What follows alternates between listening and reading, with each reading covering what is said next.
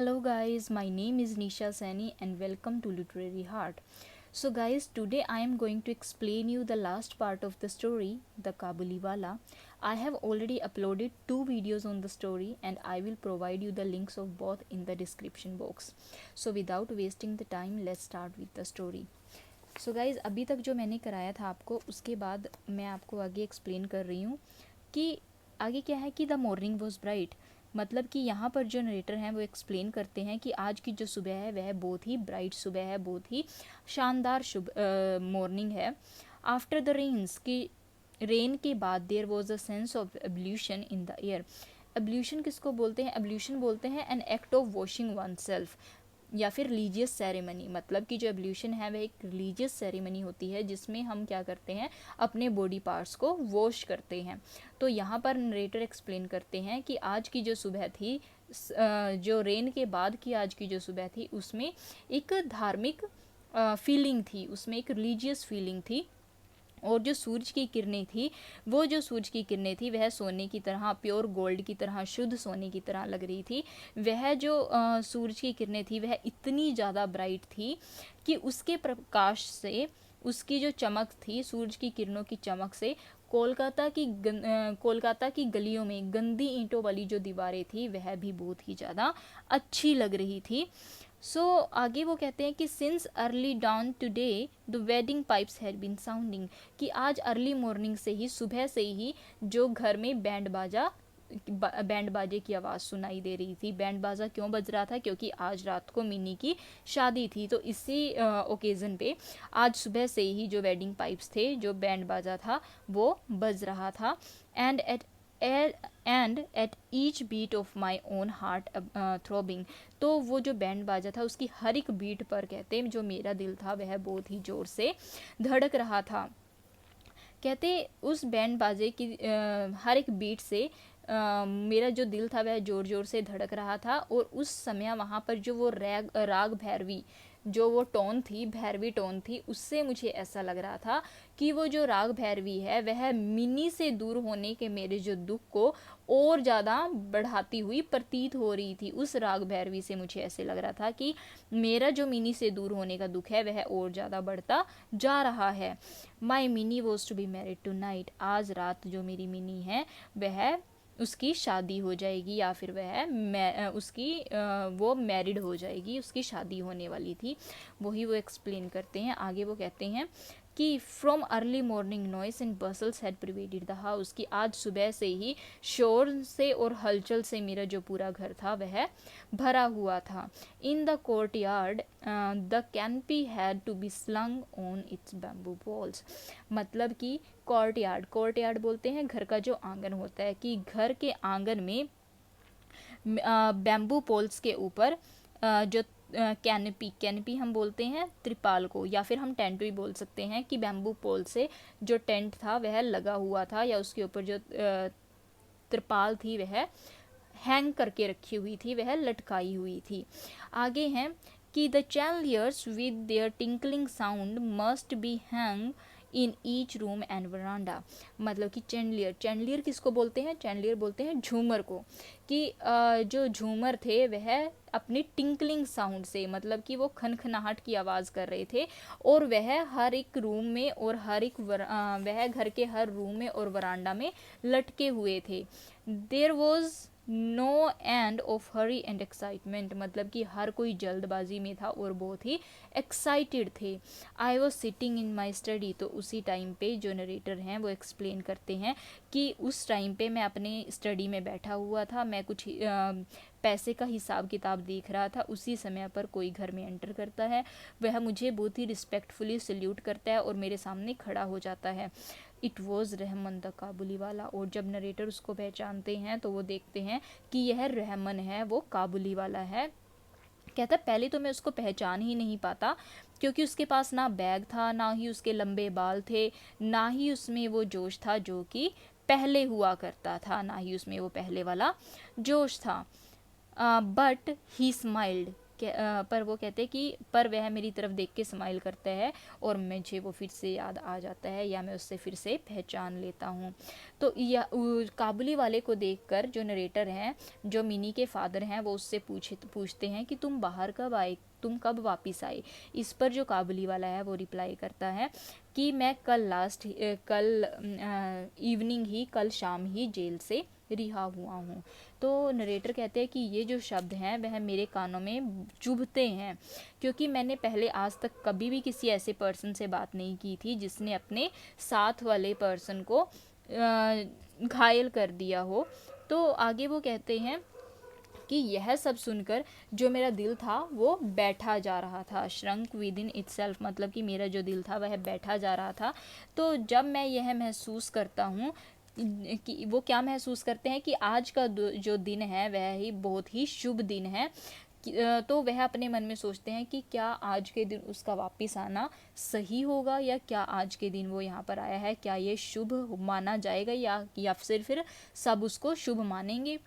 तो ये सब चीज़ें वो सोचता है, यह सब बातें सोचकर वो उसको कहता है कि मेरे घर में आज कोई सेरेमनी चल रही है, कोई फंक्शन है और मैं बहुत बिजी हूँ, इसलिए मैं तुमसे मिल नहीं पाऊँगा, क्या तुम किसी और दिन आ सकते हो। तो यह बात सुनकर एट वंस ही टर्न टू गो, यह बात सुनकर वह एकदम मुड़ जाते हैं जाने के लिए। बट जैसे ही वह डोर पर पहुँचते हैं, दरवाजे तक पहुँचते हैं, वो हिचकिचाते हुए पूछते हैं may I not see the little one sir for a moment, कि सर क्या मैं एक क्षण के लिए उस छोटे बच्चे को नहीं देख पाऊँगा या मैं नहीं देख सकता। इट वॉज हिज बिलीफ, आगे क्या है कि वो उसका मानना था या उसका बिलीव था कि जो मिनी है वह अभी भी पहले की तरह अभी भी वो सेम ही है। He had pictures her returning to him as she used, मतलब कि उसके दिमाग में अभी भी मिनी की वही पिक्चर थी कि वह भागते हुए उसकी तरफ आएगी और वह उसे बुलाएगी कि ओ काबुली वाला, कि अभी भी वो भाग कर उसकी तरफ आएगी और उसे ओ काबुली वाला कहकर बुलाएगी। He had imagined too that they would laugh and talk together just as the old, उसके दिमाग में अभी भी वही पिक्चर थी, अभी भी वह यही सोच रहा था कि वो उसकी तरफ भागकर आएगी और वो दोनों पहले की तरह ही ज़ोर ज़ोर से हंसेंगे और बातें करेंगे। In fact in memory of former days he had brought, कहते हैं कि यहाँ तक कि वो अपने पहले दिनों की याद में वो कुछ लेकर आया था। वो क्या लेकर आया था? Carefully wrapped up in paper, कि वो जो लेकर आया था वह उसने बहुत ही ध्यान से एक पेपर में लपेट कर वो लेकर आया था। वो क्या चीज़ थी जो वो उस पेपर में लपेट के आया था? A few almonds, raisins and grapes, वो क्या लेकर आया था? कुछ एलमंड्स, रेजन्स और ग्रेप्स लेकर आया था। Obtained somehow from a country man, जो कि उसने किसी तरह अपने कंट्री मैन से ऑब्टेन किए थे, प्राप्त किए थे। For his own little funds was dispersed, क्योंकि उसका जो अपना थोड़े बहुत पैसे थे वह इधर उधर हो गए थे, इसीलिए उसने क्या किया था, अपने कंट्री मैन से किसी तरह मैनेज करके कुछ पैसे लिए और वह मिनी के लिए अपने पुराने दिनों को याद करते हुए एलमंड्स, रेजन्स और ग्रेप्स लेकर आया था, क्योंकि अभी भी वो मिनी को वही पुरानी छोटी मिनी एक्सपेक्ट कर रहा था और उसके दिमाग में यही था कि वो भागकर उसकी तरफ आएगी और उससे खाने के लिए मांगेगी। यही सब उसके दिमाग में चल रहा है। तो आगे क्या है कि I said there was a ceremony in the house, कहता मैं उससे फिर से कहता हूँ कि घर में सेरेमनी है and you will not be able to see anyone today. तो जो मिनी के फादर हैं वो काबुली वाले से कहते हैं कि आज मेरे घर में सेरेमनी है, तो आज तुम घर में किसी से भी नहीं मिल पाओगे। तो यह बात सुनकर द मैन फेस फेल, कि यह बात सुनकर वो जो मैन है उसका जो फेस है वह उदास हो जाता है। He looked wistfully at me for a moment, वह उत्कंठा से कुछ देर के लिए, कुछ मोमेंट के लिए मेरी तरफ देखता है और वो क्या कहता है? गुड मॉर्निंग कहकर वह बाहर चला जाता है। आई फील्ट अ लिटिल सॉरी, कहते यह उसके बाद मुझे थोड़ा बुरा लगा। तो वो क्या करता है, वो उसे शायद वापस बुलाने वाला ही होता है। तो वो कहता है कि but I found he was returning of his own accord. Accord किसको बोलते हैं? अकॉर्ड बोलते हैं अपनी सहमति से, अपनी इच्छा से। कहता मैं अभी उसको वापस बुलाने वाला था। कहता बट मैं क्या देखता हूँ कि वो अपनी मर्जी से, अपनी सहमति से वापस आ रहा है।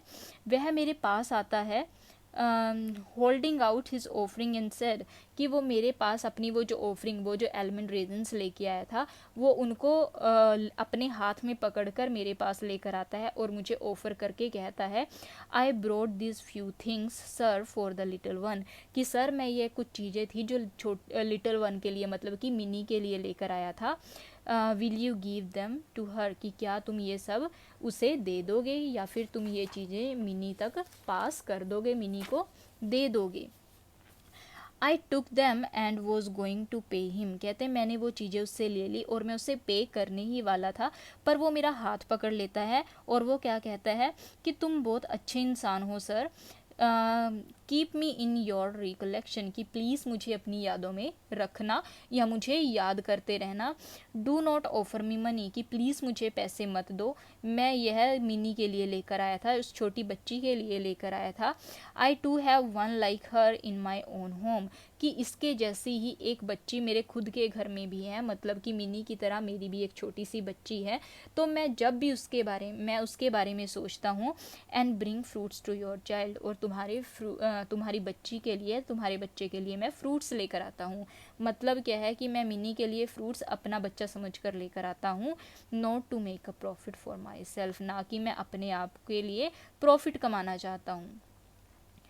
तो आगे जो saying this, he puts his hand inside his big loose robe and brought out a small and dirty piece of paper। कहता यह कहकर वो अपने वो जो उसने लूज कपड़े पहने हुए थे, लूज पोशाक, रोब क्या होता है? पोशाक की वो जो ढीली ढाली उसने पोशाक पहनी हुई थी, उसमें वो हाथ डालता है और एक गंदा सा पेपर, छोटा और गंदा सा पेपर निकालता है। With great care he unfolded this, बड़े ही ध्यान से वह उसको खोलता है। And smooth it out with both hands on my table, और उस पेपर को मेरे टेबल पर रखकर वह दोनों हाथों से उसे स्मूथ करता है, मतलब कि उसके अंदर वो जो सिलवट पड़े हुए थे वह उनको साफ करता है। तो आगे क्या है?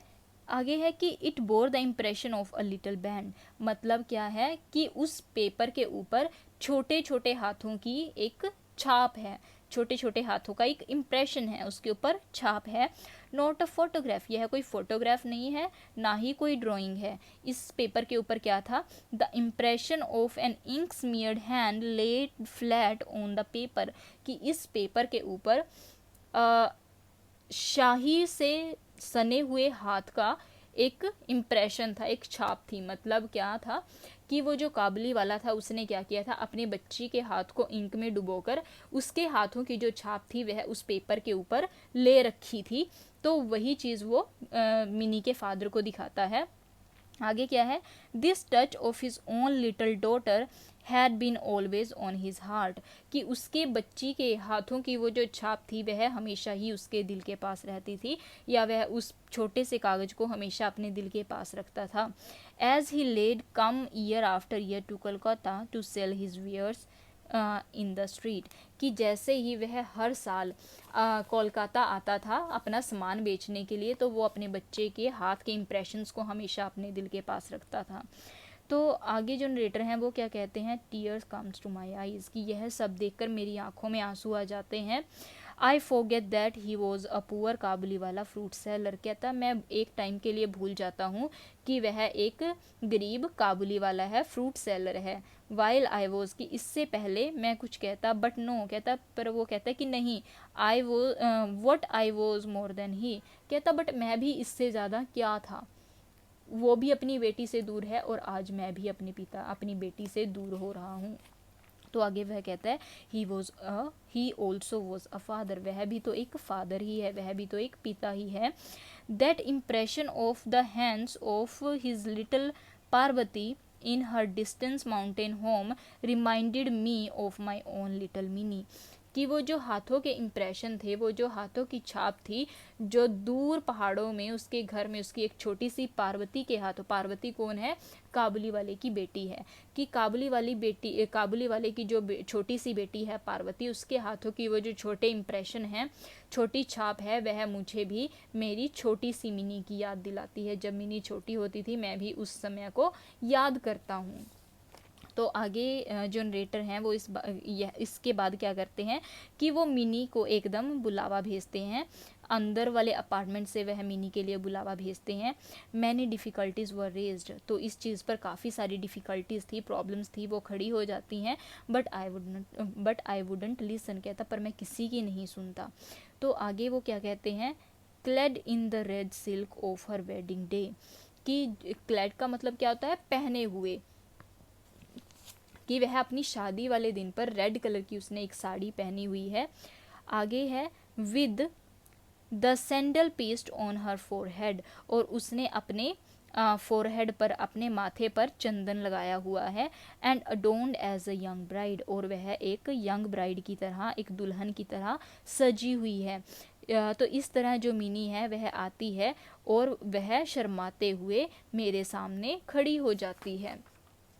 द काबुली वाला looked a little staggered at the impression, यह सब देखकर जो काबुली वाला है वह थोड़े टाइम के लिए लड़खड़ा जाता है। स्टैगर्ड का मतलब होता है लड़खड़ाना, कि वह लड़खड़ा जाता है। He could not revive their old friendship, वह अपनी पुराने वाली फ्रेंडशिप को याद नहीं कर पाता। एट लास्ट ही स्माइल्ड, अंत में वह हंसता है और कहता है कि little one are you going to your father in law, कि क्या तुम अपने फादर इन लॉज, अपने ससुराल जा रही हो। But mini now understand the meaning of the word, कहते बट मिनी थी, वह अब इस वर्ड का मतलब, फादर इन लॉ वर्ड का मतलब वो समझ चुकी थी। So and she could not reply to him as of old, और वह पहले की तरह इसीलिए उसे कोई रिप्लाई नहीं करती, कोई आंसर नहीं देती। She flashed up at the question, वह इस क्वेश्चन पर शर्मा जाती है। And stood before him with her bride like face turn down, और वह अपने उस ब्राइड के कॉस्ट्यूम में, दुल्हन के कॉस्ट्यूम में अपना फेस नीचे करके खड़ी हो जाती है। आगे जो नरेटर हैं वो एक्सप्लेन करते हैं, I remember the day when Kabuliwala and Mini had first met, तो उस बात पर जो मिनी के फादर हैं वो कहते हैं कि मैं उन दिनों को याद करता हूँ जब काबुली वाला और मिनी पहली बार मिले थे। एंड आई फेल्ट सैड, और कहता मैं बहुत ही उदास, बहुत ही बुरा फील करता हूँ। When she had gone Rahman heaved a deep sigh, जब मिनी वहाँ से चली जाती है तो जो रहमन है वह एक लंबी सांस लेता है। And set down on the floor, और वह नीचे धरती पर, फ्लोर पर बैठ जाता है। The idea had suddenly come to him that his daughter too must have grown in these long time, तो उसके दिमाग में सिर्फ यही ख्याल आता है कि इन लंबे दिनों में या इस लंबे टाइम में उसकी जो खुद की बेटी है वह भी अब बड़ी हो गई होगी। आगे वो कहता है and that he would have to make friends with her anew, मतलब कि आगे वो कहता है कि और उसे, मतलब कि काबुली वाले को फिर से अपनी बेटी के साथ एक नई फ्रेंडशिप शुरू करनी पड़ेगी। Assuredly he would not find her as he used to know her, मतलब कि निश्चित रूप से जैसे कि वह अपनी बेटी को पहले जानता था वह उसे वैसे नहीं जान पाएगा, या फिर क्या है कि जैसे वो अपनी बेटी को छोड़कर आया था वह दोबारा उसे उसी तरह वापस नहीं पाएगा। अब उसकी बेटी में भी बहुत सारे चेंजेस आ गए होंगे, वो भी बड़ी हो गई होगी।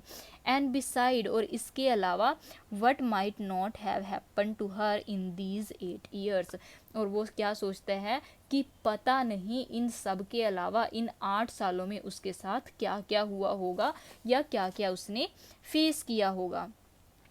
तो आगे जो नरेटर हैं वो कहते हैं the marriage pipe sounded and the mild autumn sun streamed round us, कहते वो जो बैंड बाजे की आवाज़ है वो आ रही थी और हल्का जो पतझड़ की ऋतु का जो सूरज था वह हमारे चारों तरफ लहरा रहा था।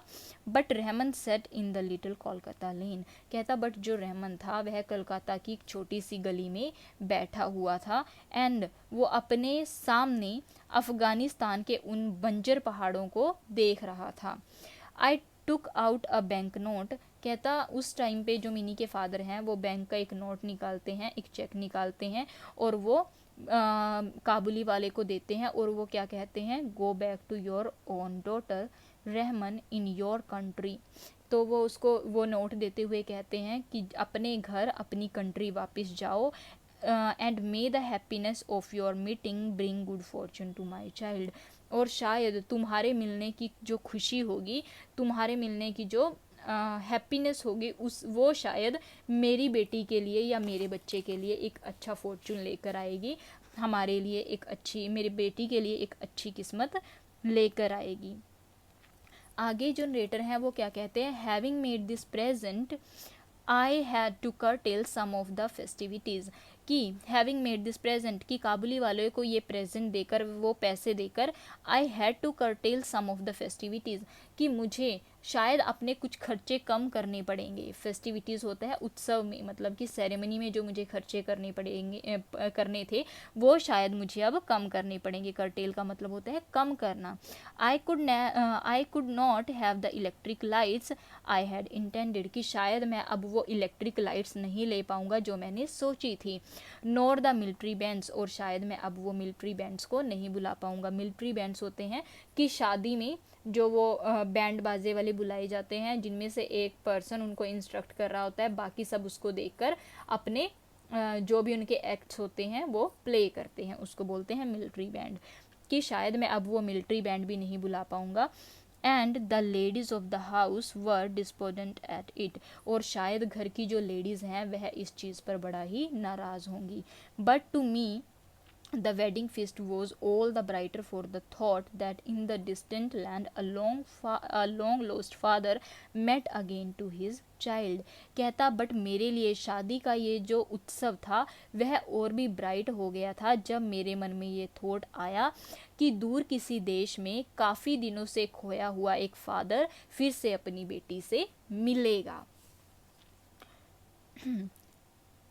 So guys, this is all for today's video. I hope you like and understand the story, and if you have any doubt you can ask me in the comment section below, and please don't forget to like, share and subscribe. Thank you so much for watching the video.